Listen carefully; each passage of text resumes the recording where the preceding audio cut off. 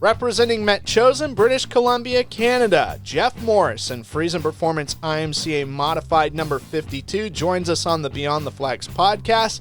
Morris had a pretty successful career on the pavement when it came to late model racing, but then the team decided to switch to dirt modifieds. Hear that story and more coming up after this.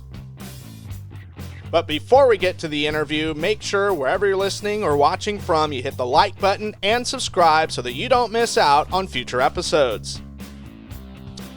Well, representing the Pacific province of British Columbia, Canada, hailing from Vancouver Island, we've got Geoff Morris on the line with Beyond the Flags podcast. Geoff, first of all, great to have you, and a little bit of an international flair. One of the first times we've had an international caller. Yeah, no, I appreciate you getting me on your podcast. Cool thing you're doing there. And, it's cool to be the first Canadian on it. That's a kind of cool honor. Up until this year, it always been like British Columbia and Alberta. You know, I felt like Edmonton's like my second home. I went there in 2016 for the Gold Cup for a sprint car race. But then this year, I got to go to Saskatchewan for the first time, and a really cool racing community there. And I would just love to interact with people north of the border, whether they're from the East Coast, the Maritime provinces, or on the Western provinces.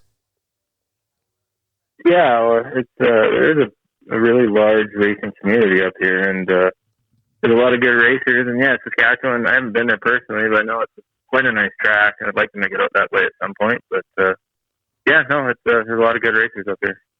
Well, let's talk about you. You and I, we go back a bit.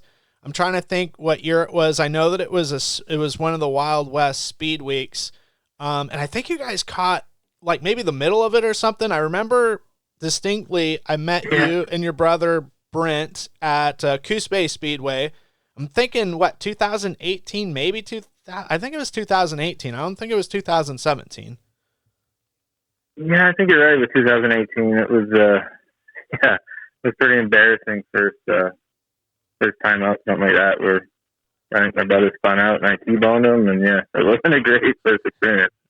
No. And then and for listeners that are unfamiliar with the racing career, both you and your brother coming from predominantly pavement backgrounds and making that adjustment to IMCA Modifieds, that had to have been a steep learning curve.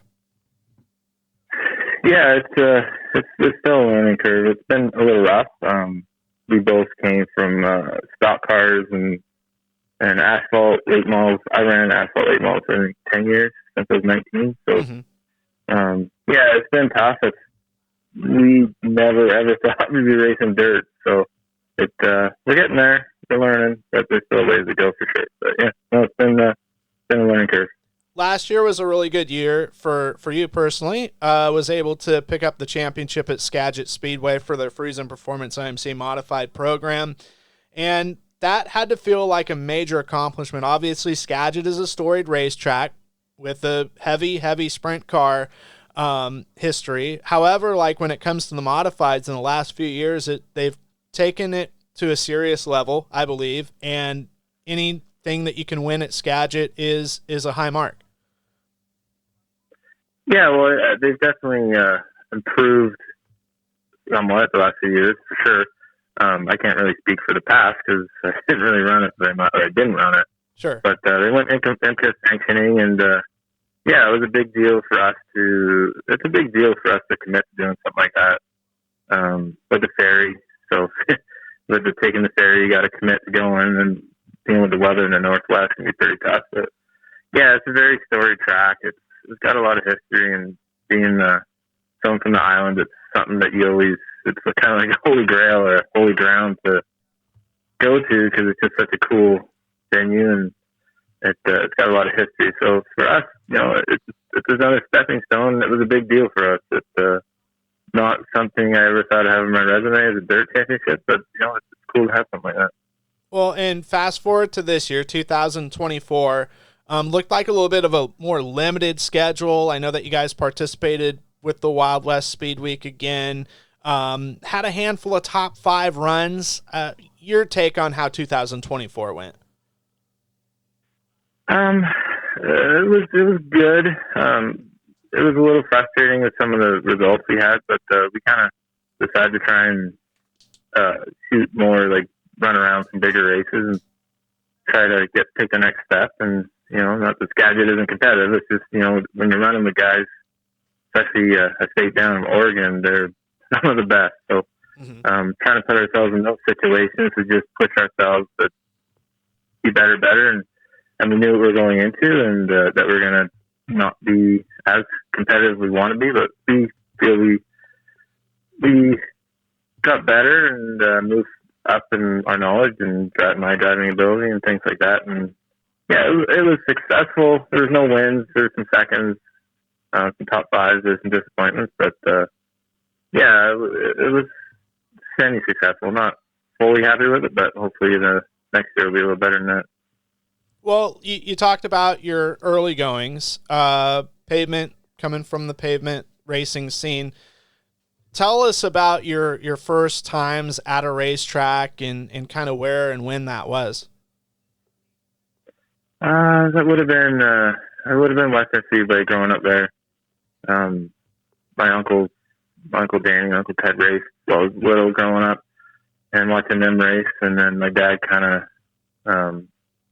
ran the team of sorts, and he was just the main crew guy and going up around that. And my dad worked at Canadian Tire up here at automotive shop, and a lot of those guys raced, and just being in the stands and going there and going up to Saratoga when it used to be like the old style Saratoga. And I remember going to Cassidy, the dirt track we had Mid Island when I was little, and just going up around it, always being around it with my dad working on everything. Well, one of my best friends when it comes to the racing scene, and my mentor really when it comes to announcing, Fred Ranner Jr., a notable name on the West Coast and the Pacific Northwest. He told me first time ever he went to Coos Bay Speedway that it was like a carbon copy of Cassidy Speedway. Your take on that? Would you say that Cassidy and Coos Bay got a little similarities? Oh man, I was pretty young. We got the same sort of vibe. Yeah, for sure it does. Actually, I never thought of that. Yeah, it is. Yeah, I never thought of that. It is kind of the same. Actually, they're very similar. Yeah, Fred was like having flashbacks. He's like, tell me we're not at Cassidy. I'm like, I've never been there before, so I can't vouch for you. So no, we had Fred actually announced for the ASA tour, and we used to run it back in the day, the BC tour. Mm-hmm. No, he's a really good guy. Yeah, he's a great announcer too.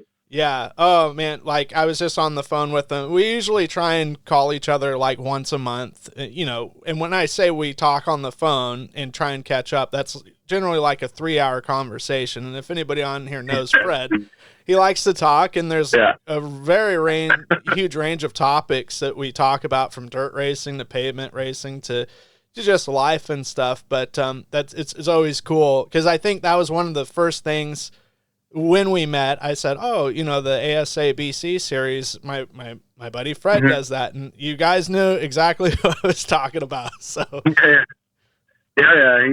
great, and he's still involved with Agassiz quite heavily, which is another cool little track. And yeah, he's a great guy. Well, you mentioned Western Speedway, just outside of Victoria. Unfortunately, recently shuttered, and that just seemed like a huge hit to the racing community, really in the Pacific Northwest, especially on Vancouver Island, just with the storied events there. The Daffodil Cup for the sprint cars, and what was the big pavement late model? Was it the Reg Midgley race that they had? I mean, they had some huge events at that place. Yeah, it was a huge hit for sure. Like that track had a lot of history, and seeing Bobby Allison race there, Chad Little, all sorts of people like that, and Harry Gant, and it had a huge history, and Bob Fox, and like all those kind of people, those super late people. So yeah, it had a big history, and we had some really big races. The Daffodil, I kind of realized that this year racing at Roseburg, meeting some people. I used to watch Quick Rick Brown, all those guys come up, and they're a huge deal up here for the Daffodil, and it sucks losing that and that history of that track, and our Canon 200 was a huge deal. But it's just like everything. Houses started to move in. Originally, it was a bunch of auto wreckers and the woods, and houses moved around it, and land becomes so valuable that it kind of consumed it, and it's sad. But luckily, we still have a track on the island, and they're still pursuing, trying to get a new track here, and hopefully that happens. But we'll see what happens. Yeah, I was going to say, where was the movement on that? I know that there was like a rumor, or not really a rumor, but there was talk of, hey, this is closing, but don't worry. We're going to kind of like Valvoline Raceway in Parramatta City, New South Wales, Australia, where they built Sydney Speedway to kind of replace it. Yeah, I go admit I'm not the forefront of being involved with that, but I know this weekend, my uncle's playing in a band and they're doing a fundraiser for it. And here's something more of land location and what they got it going. So it's a hard thing. Nobody wants a racetrack in their backyard anymore. So yeah. I don't know how far it's gotten. I know there's still a group of people pursuing it. If that happens, I don't know. We'll have to wait a year or two to find out. Yeah. No, not to put you on the spot there or put you in charge of the steering committee. Yeah, no. So you talk about difficult things, and obviously the weather in the Pacific Northwest, it is unpredictable, especially in the spring and the late summer, early fall. And just the process. Explain to folks that they may not be able to grasp of how much of a challenge it can be for you guys to come from Vancouver Island, take a ferry, depending on which racetrack you want to run at. Obviously, cost of the ferry, the cost of traveling, and just kind of the headache of getting across the border. I'm sure sometimes too. Yeah, it's a headache. Nobody forced us to do this, but yeah. So basically, if we run Skagit, we'll take BC ferries. So it's a 45-minute drive from our house. You wait, got to be there at least minimum half hour before the ferry. Ferry ride's an hour and a half. And then from the ferry to Skagit, an hour, depending on the border. And then anything other than Skagit, we'll take the Coho, which takes us to Port Angeles, and we'll drive into Port Angeles. It's an hour and a half ferry ride as well. And it's hard because it adds about $1,000 round trip for the ferry every race. So that's what definitely limits us. Trying to cut, you try to maximize how many races you get in one ferry ride. So we try to hit double headers or the tour, just try to do that to try and make it so it's not such a financial hit. But yeah, it definitely makes it more tough for sure. Yeah, no, I mean it's a big expense. Racing is expensive, and traveling is a big part of that expense, especially for you guys. But thankfully, you guys are able to do it, and there's some other great folks in your neck of the woods: the Bolio family, the Zurbans, the Lawrence or Connor, and all those cats. Yeah, I know there's definitely a group of us. Jason and Chris and Miles, the Bolios, they still do it and are doing it. They do quite a bit, and I think Lawrence leaves his stuff on the mainland quite a bit, which we're going to try and do more in the future here in the next year.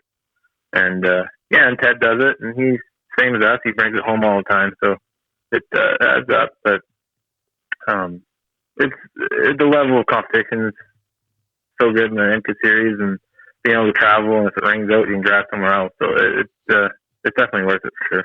Well, you were talking about the level of the competition and the challenge and everything. What was the steps, or what was the decision process like going from here you are, you're a successful late model team on the asphalt, and then just the idea gets in your guys' head of, man, we could go dirt racing with IMCA. Just take me through that story. Yeah, think about that. We were doing a late model thing, and we were successful, and we go down to Vegas on the bullring and run Madeira for the 10,000 win race and stuff like that. And then we were running a street stock that we acquired on dirt at Elma a couple times, and then Zerb was there, and we saw the Modifieds for the first time. It was just, we got to try and do this. So we'd done the late models for a long enough time and kind of did what we wanted to do and wanted a new challenge, and decided let's sell everything and try to do this. And thought we'd be competitive because we were good on asphalt, but definitely wasn't the case. It went from being comfortable in the car to probably the most uncomfortable I've ever been to most embarrassed I've ever been in a race car. So it was just kind of, we saw them at Elma and just decided we wanted to do that. Well, I know that there's people that like to stick to strict disciplines, like, oh, I'm just a dirt guy or I'm a pavement guy. I like to, blend the two. I enjoy watching both. We're speaking the same language. It's just a different dialect, right? And exactly. I feel like the pavement world, like for you, it's got to be a bit of a different mindset where there's so much testing, right? I did some NSRA races for a full season, and it was like get to the track at 11 because they start testing up until like 3 o'clock, then they qualify. Whereas dirt track racing, for the most part, it's like you get to the track at 3 o'clock and just start for a local normal show and just kind of get the ball rolling then. Yeah, it was definitely a different transition because with the late model stuff, and like you run the big races because we ran tours, or you run the big races, so you'd show up and do practice Friday and then all day. And you show up Saturday and practice starts at noon and you practice till qualifying. So by the time you get to race time or qualifying, you've done a ton of laps. But because of that, everyone's stuff is so perfect because they've got so much practice. But with the dirt, you don't really get that. You got to just show up, get it right away. And if it's not right, the driver has to make it up. Mm-hmm. So that has been nice, not doing all the testing. That's definitely been nice. It's definitely a different mindset, and the races are shorter, but it's not doing 100, 200 lap races. It's definitely different. You got to kind of go more, but I like that. The expense is a lot less to run the dirt, a lot less. Mm-hmm. Are you looking to find that adrenaline rush, but you can't because you're not at the racetrack? Well, check out the IMCA TV Replay subscription library to have access to thousands of hours of racing for just $24.99 a month. Relive all the moments of the Speedway Motors IMCA Super Nationals fueled by Casey's at Boone Speedway, the Harris Clash at Deer Creek Speedway in Spring Valley, Minnesota, the IMCA TV Winter Nationals at Cocopah Speedway in Somerton, Arizona, Florida's Clash on the Coast, and dozens of Speedway Motors IMCA weekly racing program racetracks from across the nation, as well as the IMCA TV Dirtcast podcast. Plus, 25% of that $24.99 monthly fee goes towards the Driver's Point Fund and is a great way to help out your local racers. In 2023, over $97,000 was paid out to IMCA drivers directly at over 50 racetracks across the country. Please note that live broadcasts are not part of the replay subscription. That's IMCA TV. IMCA TV, where America comes to watch racing.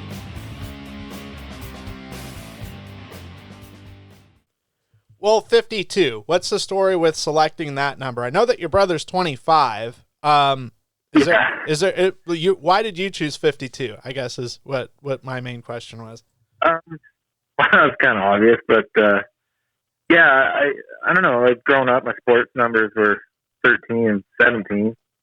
I was going to be 13, but I just didn't decide. And then 17, I was going to be 17, but then growing up around here, one of our racing idols or heroes was Trevor Montgomery with the NSRA. So it just, that's kind of his number. And then my brother was 25 because he started before me. So I decided, why not? I'll be 52.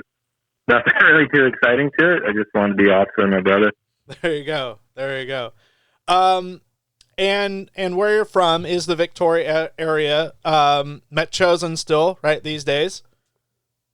Yep. Folks that have never been to that part of the country, I mean, it's Victoria proper, right? It just seems like it's a tourist hub. There's a lot of things to do. The provincial capital. I think a lot of people think the Vancouver, BC is the provincial capital, but Victoria is. but there's just a lot to do on that part of Vancouver Island. Yeah, there is. There's a reason why it's so expensive here. Is because it's one of the nicest places in the world to live. Yeah, you can go skiing up on the mountain. You can go skiing on the water. You can mountain bike. You can, if you love the outdoors, there's all sorts of things to do downtown, whether it's live music or shows, or there's everything here that you kind of want to do. And it's a nice place to live. The climate's usually fairly mellow, and it doesn't snow very much, if at all. And actually, it has a bit more lately, but it doesn't really snow that much here. And yeah, it's just a nice place to live.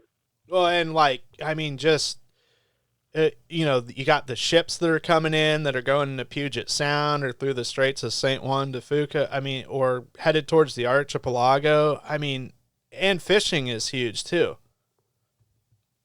Yeah, it's a huge thing up here. I'm not much of a fisherman, but I know Dan that helps with the racing Glacier Valley. He's a huge loves fishing. There's a lot of people that we know that love fishing. So, like where we are, you can drive up to Petter Bay and watch people go fishing up there. You drive up Island to Courtney, and the fishing's really good up there. There's a lot of fishing communities and charters and stuff like that up there for sure. And I didn't know this. Obviously, this will be a big question for if one of the Bolio representatives get on here. But Campbell River, that area, not too far from Saratoga, but it's the fishing capital of the world. I had no idea about that until I looked that factoid up. I think you're right. I think it says it on the sign when you go up there. But yeah, I think so. Yeah, it's definitely a fishing area there. It's wild. Well, and what's even more wild and more difficult, I don't know if you run into this with people when you try to describe, a little bit of geography, like, oh, I live on Vancouver Island. Oh, so you're from Vancouver? No, I'm not from Vancouver. I'm from Vancouver Island. I live in Victoria. Because I know that I've talked with some people that are like, oh, yeah, he lives in Vancouver on Victoria Island. And there is a Victoria Island, by the way, for you geography nerds out there. It's in the Arctic. It's way, way up north. But and then, just to make things more confusing, there's Vancouver, Washington, which is not near Vancouver, BC. So. No, yeah, it definitely gets confusing because if you look at the map, we're like basically beside Skagit Speedway. We just got to go up and down to get to it. But yeah, no, it gets confusing, and people think we live on a little island, but like Lawrence lives 6 hours away from me, and the Bolio's are 3 hours away from me, so it's a pretty big island. Yeah. Lawrence told me I live in Port Hardy. Oh, okay, is that near Victoria? He's like, no, it's in the north, and if you go any farther north, you're in the ocean. So. That's a good description. So, you guys are at the other end, and he's the chief of the other side of the island. So, yeah, we're the exact opposite from each other. Yeah. And I think I was talking to somebody. They're like, oh, so Vancouver, Washington, and Vancouver, BC, they're like right next to each other. And I'm like, no, this isn't like Kansas City or anything. So there isn't an international line going through these two communities. One's on the border of Oregon and Washington. The other one's on the border of BC and the WA. Yeah, pretty much. Yeah. Well, you kind of hit on it a little bit, but things that you like to do when you're not working on the car or getting things ready to go to your next race, just some things that you like to do to relax and kind of clear your mind and get away from things?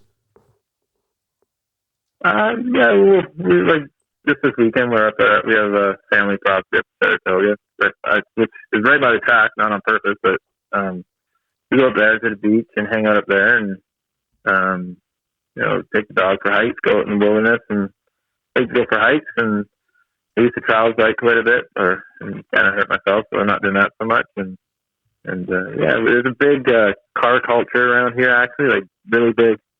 So we got a couple street cars that we have that we go on cruise nights and stuff like that we like to play with and go do that and just have some fun and non-racing stuff and just enjoy the cars and stuff like that too. So yeah, lots of stuff like that. Sure. Ways that folks that can follow you along on your journey and keep up with a schedule or results, or maybe that you guys got an apparel run of t-shirts or sweatshirts so that they could help you guys support you in a financial manner to make sure that your guys are able to race as much as you possibly can? What are some good options, whether it be social media or a website? Yeah, I'm not the best at that. I guess my social media is my Facebook thing. I'm not awesome at it. And then my wife in the past has run our Facebook page, GT Motorsports Victoria. Yeah, and we got that. And if for shirts, you can either contact me or you can buy them off shorttrackheroes.com. You can go on there and order them. And there's the hoodies and the shirts, and there's even tank tops on there. Some different options. Okay. And yeah, so it's not a bad option to do that if you need a shirt or something. Yeah, things like that. Well, I know before we got the interview rolling, as far as setting up a time and everything, is I said, hey, you're not going to believe this. I was walking my kid downtown in the stroller, and there was a kid, pretty sure they were skipping school, but they had a Geoff Morris sweatshirt on. So in the middle of Cottage Grove, Oregon, in the middle of the day. Yeah, if they're skipping school, they're definitely one of my fans, because that's what I was too. But yeah, there you go. Yeah, no, it's kind of new to me. I'm not used to having people wearing a shirt with your name on it. And yeah, no, it's cool. It's cool to get any support we can, and versus a small team, kind of do the best we can. So yeah, no, it's cool to see that. No doubt. Well, it's been enjoyable to catch up with you, and then also for you to tell your story of how you got involved in racing and where things are going. But before we wrap things up, people that you want to thank, sponsors, of course, individuals that have made all of this happen, I just want to give you the floor so that you can give them some attention and some love. Yeah, no, there's a big community that supports me to help them do this, and there are a lot of people behind me. My wife puts up with a lot between us getting our cars ready, and we build a lot and it's expanding. We're building more cars for other people and stuff like that. She does a lot. My brother would always set up and helping me and stuff like that, and my parents and my dad for always owning my motors and that, and my sponsors, Glacier Valley Home. Dan does a lot for us, and Raptor Excavating. Raj is a huge help, and Accent Exteriors. B&M Industries, Island Powder Coat, Crazy Train Transport, Finish Line Interiors, Fusion Graphics there, and Tyson did the graphics on the new car, and it turned out really good, and they did a really nice job for us. Awesome. Well, I know one of the last times we bumped into each other was at the showdown at Central Arizona Raceway in Casa Grande, Arizona, about this time of the year. Yeah. It was. Yeah, it was. And I felt so bad because I was caught off guard. And you're like, hey, what's going on? I'm like, hey, man, kind of thing. And I was just in a daze of just like, being locked in and everything. And you're like, you don't even know who I am. I'm like, no, I know who you are. But like, I'm just, but I felt so bad for a second there. But, like it all came together, and it wasn't as awkward, I think, as I was initially thinking it was. No. That's when you see so many races, it's hard to keep track of them all. And I think that was the night where a t-shirt gun hit the lights in the stands and exploded on top of me. Oh, yeah. Actually. Yeah, I remember that. Yeah, there was a fluorescent bulb like all over the place. Yeah, that was pretty cool. Yeah, no, exactly. Are you going, you're not going to Showdown again, are you? We talked about it. No, we were talking about taking the car to the Winter Nats, Internationals, and that was kind of the plan. But we wanted to take the new car. They ran at 55, but there's just too much going on.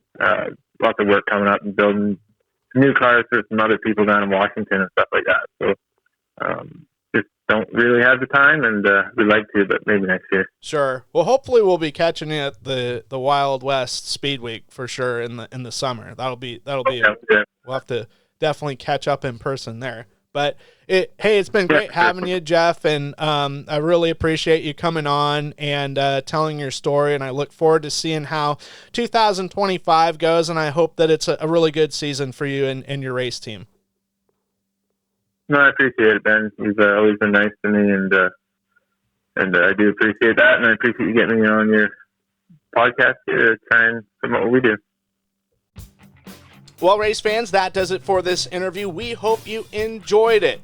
And we hope that you continue to enjoy these upcoming interviews. We appreciate it if you would like and subscribe wherever you're listening, whether it's on Spotify, iTunes, YouTube, wherever it's at. Give us a like and give us a subscription so that we can deliver more of these great interviews to you for your listening pleasure. In the meantime, wherever we're at, wherever you're listening, we hope you have a great rest of your day and a pleasant evening, and we will see you soon here at Highside Racing Promotions.